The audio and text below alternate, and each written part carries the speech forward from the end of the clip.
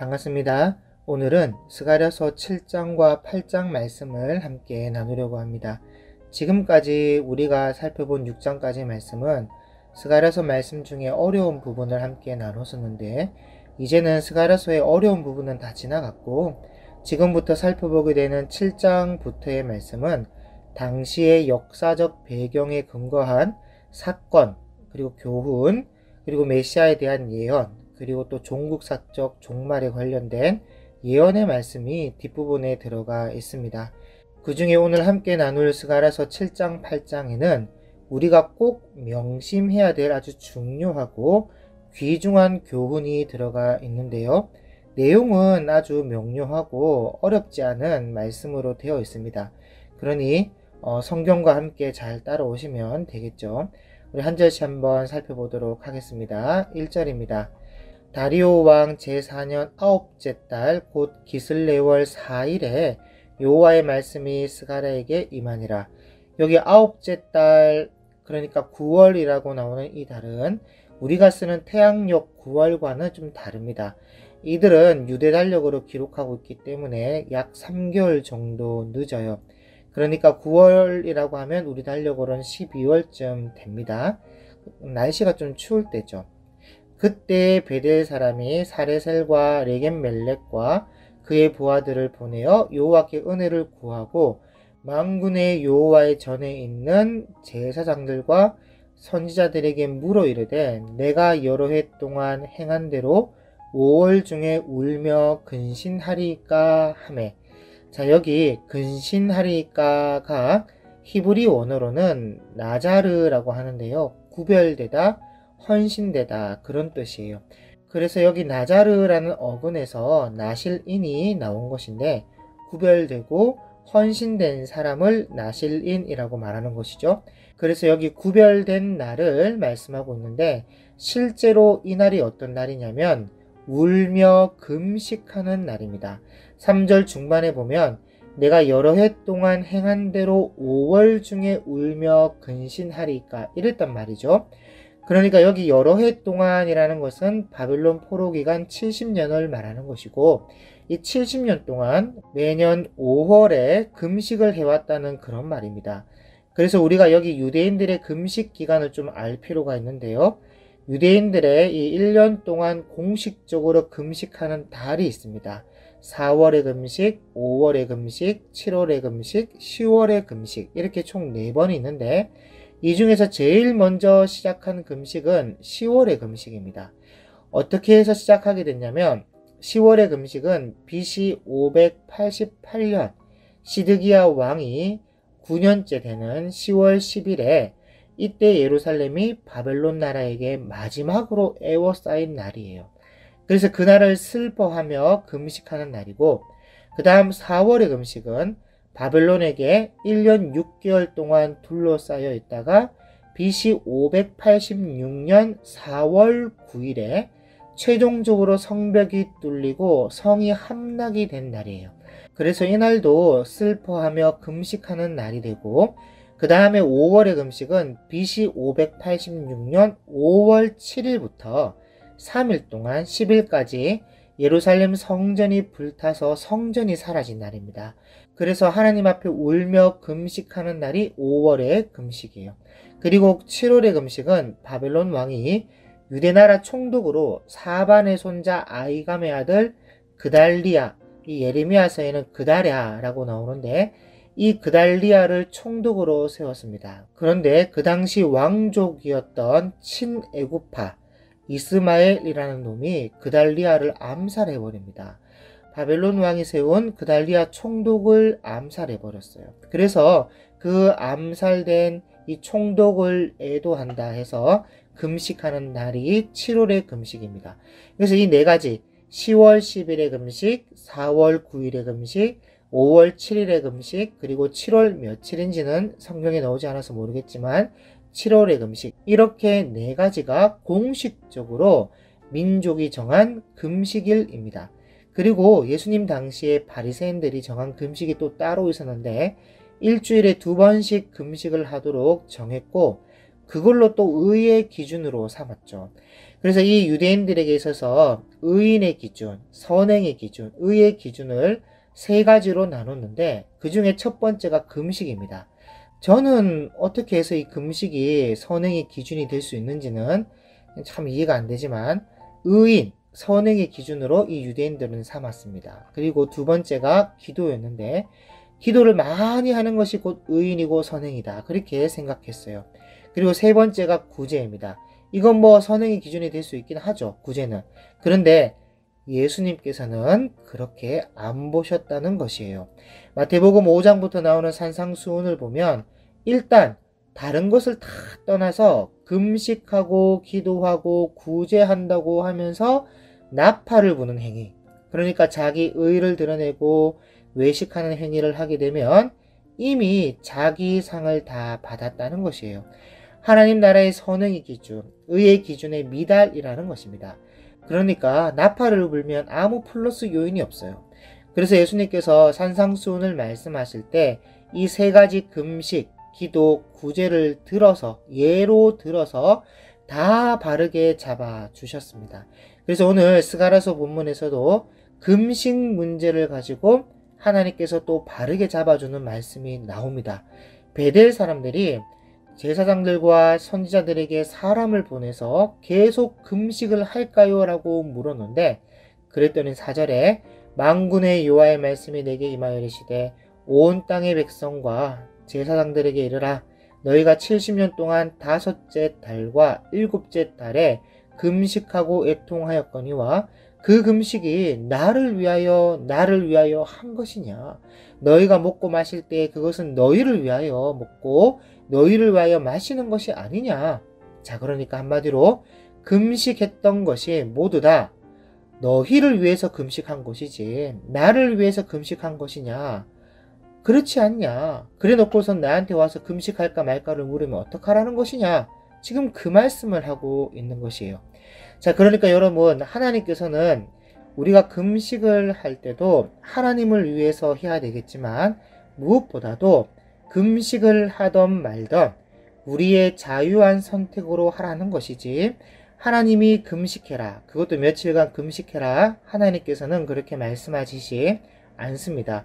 그런데 어떤 사람들 중에는 하나님께 하나님 내가 며칠을 금식 기도하면 될까요? 그러면서 묻는다고 하는데요. 여러분 죄송하지만 그런 물음은 옳지 않은 질문이고 그리고 하나님은 그런 물음에 대답하지 않습니다. 제가 알기론 웬만하면도 아니고 전혀 대답하지 않아요. 그런데 어떤 사람들 중에는 하나님께서 일주일을 금식하라 말씀하셨다. 이런 사람들이 있는데 정말 죄송하지만 그거 하나님 음성 저는 아니라고 생각합니다. 확신합니다. 자기 마음이고 자기 착각이지 하나님께서 말씀하신 것이 아니에요. 여러분 한번 예를 들어 볼까요? 여러분의 집에 자녀가 아빠, 엄마, 내가 며칠 동안 토라져서 삐져 있으면 될까요? 라고 묻는다고 한번 해보십시오. 여러분 뭐라고 대답하시겠습니까? 한 3일만 삐져 있어라 그렇게 대답하실 겁니까? 그러니까 이 자체가 말이 안 되는 것이잖아요. 보통 금식은 정말 예상치 못한 큰 어려움과 아픔을 당하게 되었을 때 러시아와 우크라이나의 전쟁처럼 국가적으로 민족적으로 큰 위기가 왔을 때 아니면 개인적으로 큰 슬픔을 당하게 되었을 때 그때 아픈 마음과 간절한 마음을 가지고 하나님의 뜻을 묻는 그런 기도로 하나님 앞에 스스로 결단해서 하는 것이지 지금 성경에 있는 말씀처럼 하나님께 여쭤보는 거 아닙니다. 그리고 보통 금식하는 이유도 보면 진짜 슬픔과 아픔 속에 간절한 마음으로 하는 것이 아니라 거의 대부분이 자기 뜻을 성취하기 위해서 금식한단 말이죠. 그래서 하나님께서 하시는 말씀이 그게 나를 위한 것이냐, 너희를 위한 것이지 순전히 너희 먹고 마시기 위해 너희 성공을 위해 금식하는 것이 아니냐 그렇게 말씀하고 있는 것이죠. 그러니까 70년간 금식해 왔지만 정확한 의미를 잃어버리고 형식만 남아서 기도하고 있었던 것입니다. 그래서 하나님께서는 7절에 이렇게 물어온 우문에 대한 현답을 내놓으시는데 여러분 이 말씀이 아주 중요합니다. 정말 중요한 교훈이에요. 7절입니다. 예루살렘과 사면 성읍에 백성이 평온히 거주하며 남방과 평온의 사람이 거주할 때에 여호와가 옛 선지자들을 통하여 외친 말씀이 있지 않느냐 하시니라. 여러분 사실 그 어떤 것보다도 뭐 금식 기도한다, 철야 기도한다. 여러분 이거 좋습니다. 뭐 제가 싫어서 하는 말이 아니에요. 잘못됐다는 말도 아닙니다. 때에 따라 다 필요합니다. 그런데 먼저 그리고 가장 중요하게 생각해야 하는 것은 여호와가 외친 말씀이 있다는 거예요. 옛 선지자들을 통해서 외친 하나님의 말씀이 있으니까 이 말씀을 청종하고 순종하며 살아간다면 예루살렘과 사면 성읍에서 백성들이 다 평온히 거주할 수 있다는 겁니다. 뭐 민족적으로 나라적으로 아픔과 어려움이 다가와서 죽을 것 같은 그런 상황 속에 금식하고 철야하는 것보다 아예 처음부터 하나님의 말씀을 청종했다면 금식할 일이 없다는 거예요. 여러분 보세요. 이스라엘의 민족적 공식 금식일이 전부 나라가 망하게 된 날, 성전이 불타게 된 날, 이런 날들인데 처음부터 하나님의 말씀대로 순종하며 청종하며 살았다면 나라가 망할 일이 없었다, 그런 말입니다. 맞습니까? 그래서 하나님과 맺은 언약을 잘 지키는 것이 금식하는 것보다 나은 겁니다. 그리고 만약 그 언약을 잠시 잊었다 하더라도 그 뒤에 와서 외치는 선지자의 말씀을 듣고 순종하는 것이 금식하는 것보다 훨씬 잘하는 겁니다. 그러면서 말이 나온 김에 질문 같지도 않은 질문이지만 하나님께서 쭉 설명해 주시는데 이 금식에 대해서 8절 볼까요? 여호와의 말씀이 스가랴에게 임하여 이르시되 만군의 여호와가 이같이 말하여 이르기를 너희는 진실한 재판을 행하며 서로 인애와 긍휼을 베풀며. 그러니까 뭐 금식하니만이 그런 소리 하지 말고 첫째, 재판을 진실하게 행하라. 여러분 재판을 엉터리로 하면요 억울한 사람이 생기게 되고 억울한 사람이 계속 생기게 되면 사회의 공의와 정의가 사라집니다. 뭐 바르게 살아봐야 사필 규정도 없는데 뭐하러 내가 바르게 살아야 돼? 억울하기만 하지. 이러면 사회가 무너지는 거죠. 그리고 둘째, 서로 인애와 긍휼을 베풀어라. 여러분 여기 인애라는 말은 사랑과 친절이에요. loving kindness, 이걸 인애라고 합니다. 그러니까 진실한 재판과 함께 서로 인애와 긍휼을 베풀어라. 그리고 세 번째는 10절에 과부와 고아와 나그네와 궁핍한 자를 압제하지 말며 뭐 힘이 있다고 능력이 있다고 약한 자를 압제하고 괄시하고 그렇게 하지 말라는 거예요. 그리고 넷째는 서로 회하려고 마음에 도모하지 말라. 행동으로 악한 자를 압제하는 것도 하지 말아야 되지만 마음으로도 남을 해하려는 그런 마음을 가지지 말라는 겁니다. 중심을 살피시는 하나님이 그걸 모르시겠습니까? 그런데요, 이들은 이런 하나님의 뜻을 몰랐어요. 아니, 듣기 싫어했어요. 뭐 금식하면 다 끝난 것처럼, 제사를 지내면 예배자의 모든 자질을 갖춘 것처럼 그렇게만 생각했는데 하나님은 그런 거 원하지 않습니다. 하나님은 하나님의 말씀을 듣고 청종하여 순종하는 것을 원하세요. 그래서 그 말씀대로 뭐 금식하겠다 하지 말고 선지자를 통해 기록된 그 말씀대로 진실한 재판을 행하며 서로 인애와 긍휼을 베풀며 과부와 고아와 나그네와 궁핍한 자를 압제하지 말며 서로 회하려고 마음에 도모하지 않는 것을 원하신다는 것입니다. 그런데 문제는 10절 끝에 보세요. 서로 회하려고 마음에 도모하지 말라 하였으나 11절에 그들이 듣기를 싫어하여 등을 돌리며 듣지 않으려고 귀를 막으며. 왜냐하면 이게 부담스럽거든요.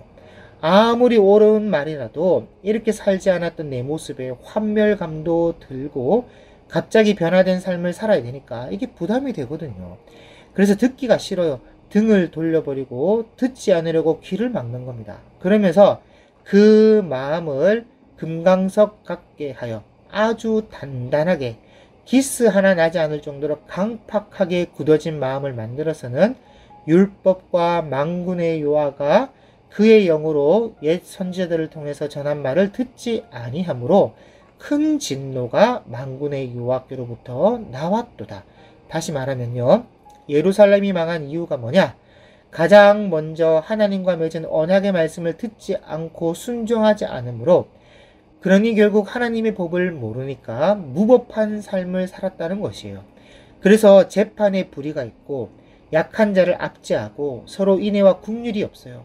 돌아서면 서로 마음으로 해할 생각만 가득합니다. 그러니 하나님께서 선지자를 보내셨던 것이죠. 그리고 하나님의 말씀, 하나님의 법을 선포하며 다시 상기시켜 주는데, 여러분 사실 백성들이 들어보니까 옳은 말이거든요. 이 선지자의 말들이. 그런데 어떻습니까? 이게 부담스러워요. 그래서 부담스러우니까 듣기 싫어서 등을 돌리고 귀를 막고 외면해 버렸습니다.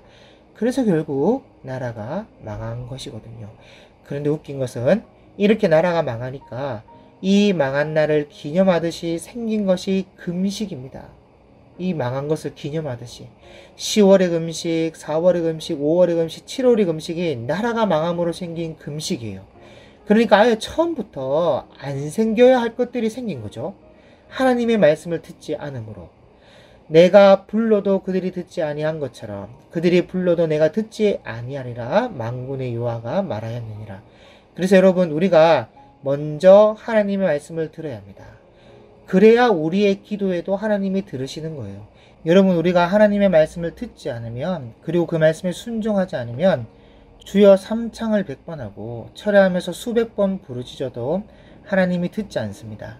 하나님의 말씀을 듣고 그 뜻에 맞는 회개에 합당한 열매가 우리 삶 속에 없다면 우리가 하는 기도 하나님이 전혀 듣지 않아요. 그런데 반대로 하나님의 말씀을 듣고 그 뜻대로 삶에 합당한 열매를 맺으면서 진실한 재판과 인애와 긍휼을 베품과 약한 자를 신원해주는 그런 삶이 있다면, 여러분 금식하지 않고 그냥 주의 이름을 불러도 그래 내가 여기 있다 하면서 응답하신다는 거예요. 이사야서 58장 전체가 여호와께서 기뻐하시는 금식에 대한 말씀인데, 여러분 꼭 한번 찾아서 읽어보시길 바랍니다. 정말 중요한 말씀들을 하고 있어요. 14절입니다. 내가 그들을 바람으로 불어 알지 못하던 여러 나라에 흩었느니라. 그 후에 이 땅이 황폐하여 오고 가는 사람이 없었나니 이는 그들이 아름다운 땅을 황폐하게 하였음이니라 하시니라. 나라가 망했다는 말이죠. 그러니까 금식을 안 해서 이런 불행이 닥친 것이 아니라 하나님의 말씀을 듣지 않아서 이런 불행을 겪게 되었다는 말을 하고 있는 것입니다. 그런데 지금은 유대 땅으로 다시 돌아왔죠. 그전에는 너희들 죄에 대한 진노로 여러 나라에 흩어버렸지만 지금은 이제 하나님께서 예루살렘을 긍휼히 여기고 있고, 그래서 너희가 돌아왔지 않느냐. 그러니 두려워하지 말고 금식해야 됩니까 말아야 합니까 그런 건 물을 필요 없이 내가 긍휼히 여기고 있으니까 두려워 말고 내 말을 잘 들어라. 그런 말씀을 이제 8장에 가서 말씀을 하시는데요. 1절을 볼까요? 8장 1절.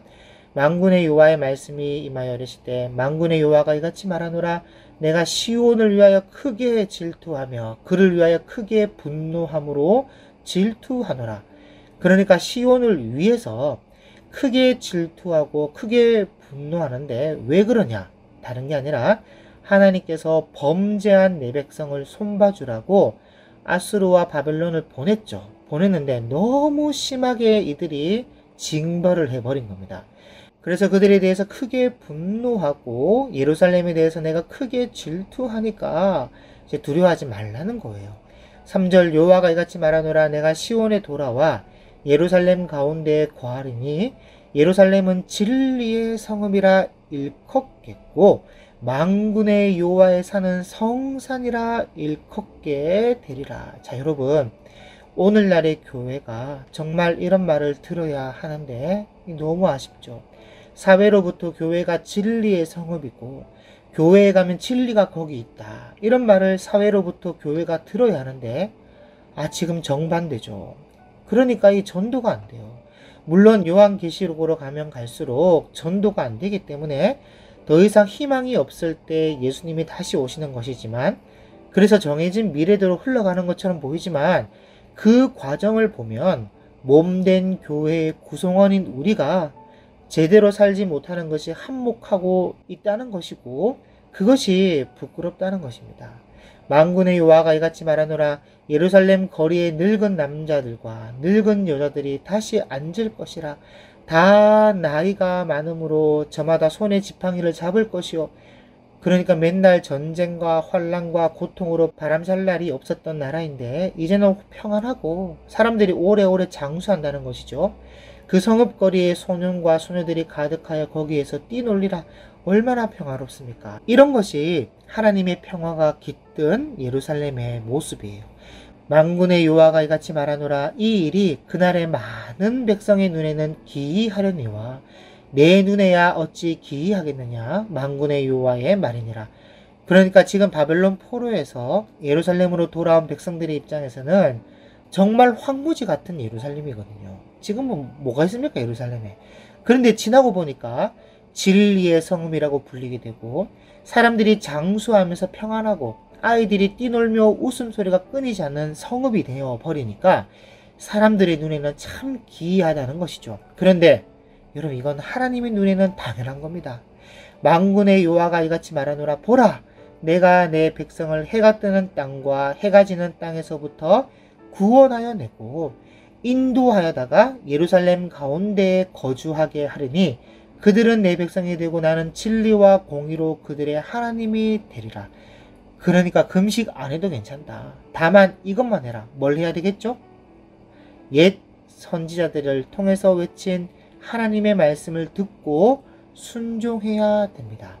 만군의 여호와가 이같이 말하노라. 만군의 여호와의 집 곧 성전을 건축하려고 그 지대를 쌓던 날에 있었던 선지자들의 입의 말을 이날에 듣는 너희는 손을 경고히 할지어다.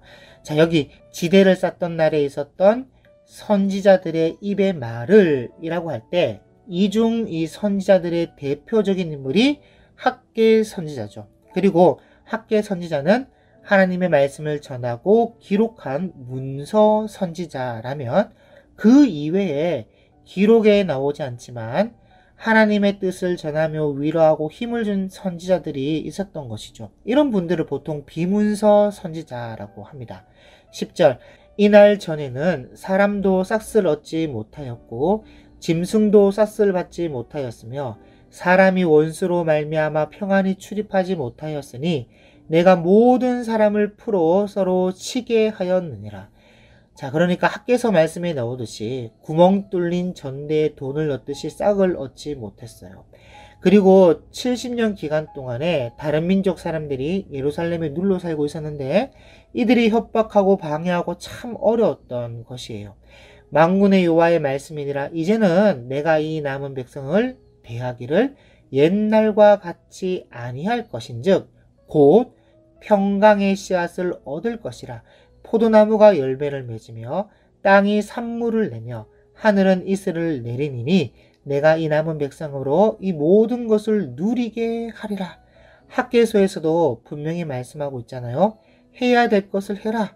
성전을 지으며 모든 것을 회복시켜 주겠다. 그런 말인데 여러분, 하나님께서 주시는 복은 갑자기 대박 또는 로또 1등 이런 게 아니에요. 여러분, 오늘날 정치, 사회, 경제, 금융 이런 것을 볼 때 갑자기 무슨 일이 우리에게 어떻게 닥칠지 모르잖아요. 갑자기 코로나로 인해 경제적으로 어려움을 당하게 될 줄 누가 알았겠습니까? 몰랐어요. 그럴 때 하나님께서 우리에게 주시는 분복, 복이라는 것은 땀 흘려 일한 것을 추수할 때 평안히 추수할 수 있는 것, 그리고 저녁에 누워 잘 때 아무 두려움 없이 걱정 근심 없이 잘 수 있는 것, 여러분, 이런 것이 하나님이 우리에게 주시는 평강과 평화이며 복입니다. 13절, 유다 족속아 이스라엘 족속아 너희가 이방인 가운데서 저주가 되었었으나 이제는 내가 너희를 구원하여 너희가 복이 되게 하리니 두려워하지 말지니라. 손을 경고히 할지니라. 여러분, 여기 두려워하지 말지니라, 손을 경고히 할지니라. 왜 이런 말씀을 하고 있느냐면 전부 다 7장 3절에 우리가 울며 근신하리이까, 우리가 금식할까요? 여기에 연결되어 있어요. 왜냐하면 성전 짓겠다고 하니까 주변 이방인들이 협박하고 죽이려고 덤벼들고 방해하고 괴롭히니까 두려워서 우리가 금식할까요? 어떻게 할까요? 하면서 물어왔던 것이거든요. 그러니 하나님께서 너희를 위해서 내가 크게 질투하고 이방 민족들을 향해서 크게 분노하고 있으니까 두려워하지 말라고 말씀하고 있는 겁니다. 내가 너희를 구원하고 복이 되게 할 것이다. 14절 만군의 여호와가 이같이 말하노라 너희 조상들이 나를 경노하게 하였을 때에 내가 그들에게 재앙을 내리기로 뜻하고 뉘우치지 아니하였으나 이제 내가 다시 예루살렘과 유다 족속에게 은혜를 베풀기로 뜻하였나니 너희는 두려워하지 말지니라. 여러분 한번 생각해 보세요. 성전을 짓다가 중단되어서 15년이 지났는데 그 15년을 지나는 동안 뭔가 좀 잘 되고 가정과 사회가 튼실해지고 그러면 얼마나 좋겠습니까? 그런데 전혀 그런 게 아니라 참 어려웠거든요.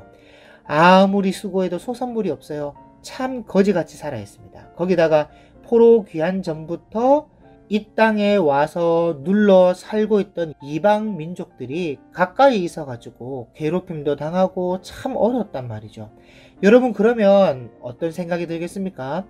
우리가 성전을 안 짓고 있어서 우리 조상들처럼 우리가 벌 받는 거 아니야? 그래서 하나님이 벌 내리시고 계신 거 아니야?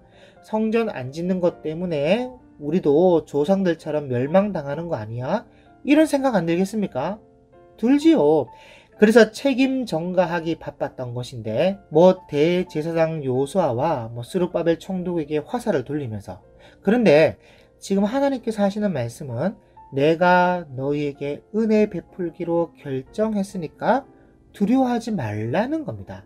그러면서 하시는 말씀이 우리가 행할 일, 우리가 꼭 다시 바르게 잡아야 될 일에 대해서 아주 구체적으로 다시 한번 말씀하시는데 16절 너희가 행할 일은 이러하니라 너희는 이웃과 더불어 진리를 말하며 너희 성문에서 진실하고 화평한 재판을 베풀고 7장 9절에 진실한 재판을 행하며 아까 말씀하신 것들이죠. 또 마음에 서로 해하기를 도모하지 말며 거짓 맹세를 좋아하지 말라. 7장 10절에 압제하지 말며 서로 해하려고 마음에 도모하지 말라.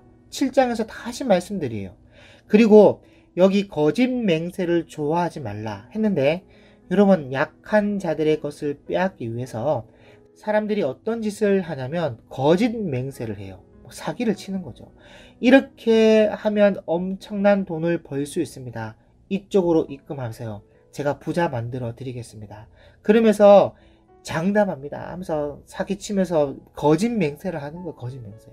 그래서 하나님께서 이 모든 일은 내가 미워하는 것이니라 여호와의 말이니라.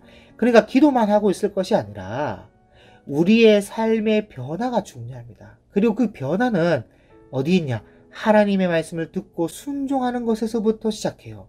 그리고 지금 이게 7장과 8장에 연결해서 두 번이나 나오고 있다는 것은 이스라엘 백성들이 지금 이런 삶을 지금 살고 있었다는 증거가 되는 겁니다. 그리고 18절부터는 금식에 대해서 다시 한번 하나님이 말씀하시는데요. 만군의 여호와의 말씀이 내게 임하여 이르시되 만군의 여호와가 이같이 말하노라 넷째 달의 금식과 다섯째 달의 금식과 일곱째 달의 금식과 열째 달의 금식이 변하여 유다 족속에게 기쁨과 즐거움과 희락의 절기들이 되리니 오직 너희는 진리와 화평을 사랑할지니라. 그러니까 여러분 금식 자체가 중요한 게 아니고 진리와 화평을 사랑하는 것이 중요하다는 것이에요. 하나님의 말씀을 잘 듣고 진리의 그 말씀, 그 진리와 화평을 사랑하면 4월, 5월, 7월, 10월의 금식이 변하여 슬퍼하고 애통하는 금식이 아니라 변하여 기쁨과 즐거움과 희락의 절기가 된다는 것입니다. 어떻게 하면요? 말씀을 듣고 진리와 화평을 사랑하면요. 그래서 결론적으로 어떤 결과를 가져오느냐? 20절입니다. 만군의 여호와가 이같이 말하노라 다시 여러 백성과 많은 성읍의 주민들이 올 것이라 이 성읍 주민이 저 성읍에 가서 이르기를 우리가 속히 가서 만군의 여호와를 찾고 여호와께 은혜를 구하자 하면 나도 가겠노라 하겠으며 많은 백성과 강대한 나라들이 예루살렘으로 와서 만군의 여호와를 찾고 여호와께 은혜를 구하리라.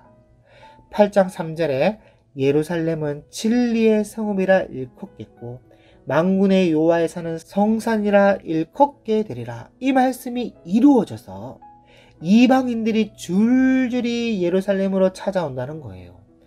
그래서 여러분, 우리도 금식을 안 하더라도 참 진리와 화평을 사랑하고 약한 자를 돌아보며 서로 인애와 긍휼로 사랑한다면 분명 소문이 나요. 소문나서 주변에 수많은 사람들이 야, 나도 그 교회 한번 가보자.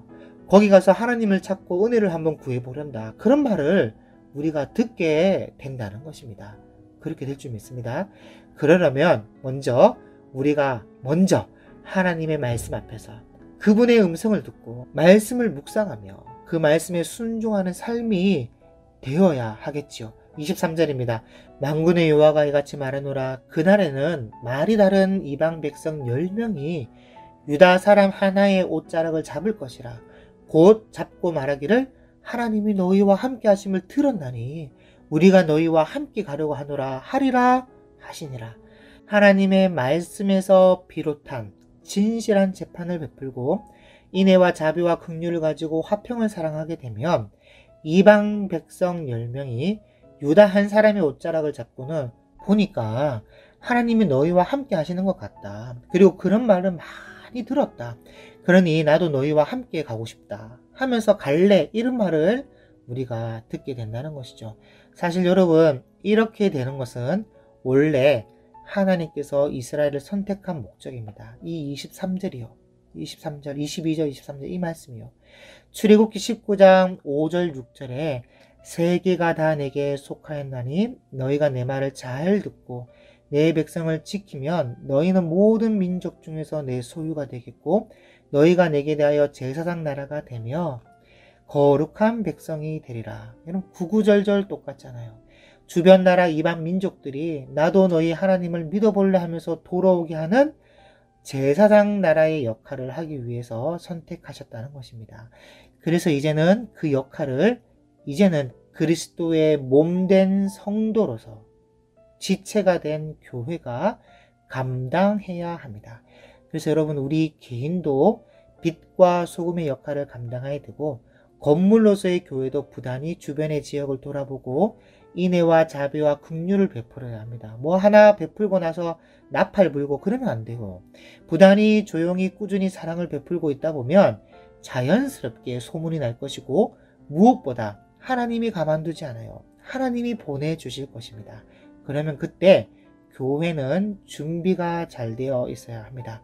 바로 성경을 잘 가르칠 준비, 진리가 무엇인지 잘 알려줄 준비가 되어 있어야 해요. 어쨌든 하나님께서는 이런 목적을 지금도 놓치고 있지 않고 계시고 이런 목적을 이루기 위해서 우리 욕심 채우는 금식기도 그런 것을 원하는 것이 아니라 말씀을 통한 거룩한 삶과 말씀의 아름다운 열매를 맺는 삶을 통해 지역사회가 거룩해지기를 소망하고 계십니다.